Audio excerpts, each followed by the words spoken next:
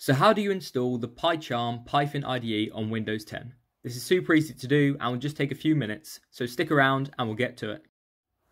So the first thing you need to do is just go to your search engine and search for Pycharm. Then simply go to the site right at the top by jetbrains.com. And now we're on the Pycharm page, just click download.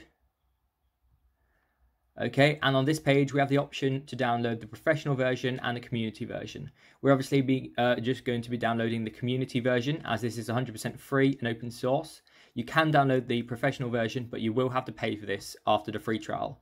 So just click download and it will begin to download. Okay, so once Pycharm has been downloaded, just open up the installer and press yes to allow the app to make changes on your device. And once you've done that, it will welcome you to the Pycharm Community Edition installer. So from here, just press next, and then you'll be able to choose the destination folder where the program will be installed on your computer. I'm perfectly happy where it is at the moment, but you can go through your device and change where the file will be stored. But I'm happy, so I'm just going to press next.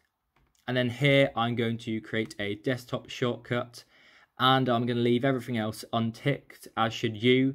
You may want to tick the create associations, but don't do that unless you want every .py file to be associated with Pycharm. So just press next and then install. Now Pycharm will begin installing. As you can see, it's created a shortcut on my home screen, and I'm going to join you in a second once it's installed. Great, so Pycharm is now finished installing. And now to finish off the installation, just tick the Run Pycharm Community Edition box and press Finish. And then this will automatically start up Pycharm. Okay, as you can see, Pycharm is now loading up. And then here you can either opt to import your old settings if you've had Pycharm installed on your computer before, but it's default ticked as do not import settings, and I'm going to leave it like that because I've not had Pycharm installed before, and then just click OK. Okay, now it will take you to the privacy policy, the terms and conditions page. All you have to do is scroll right to the bottom and click that you've read the terms and conditions and that you accept them, and then just press continue. And then the last pop-up is going to come up and it's going to ask you if you want to share your data. So just press do not send. And now Pycharm should load up and you are inside the app now. So you can then choose either to have a dark theme or a light theme. I personally prefer the dark theme, but it's just a matter of personal opinion. So I'm going to choose the dark theme and then press next.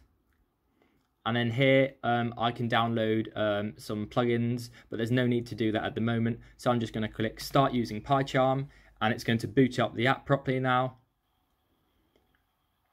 And as you can see, Pycharm is now fully set up and installed on my computer.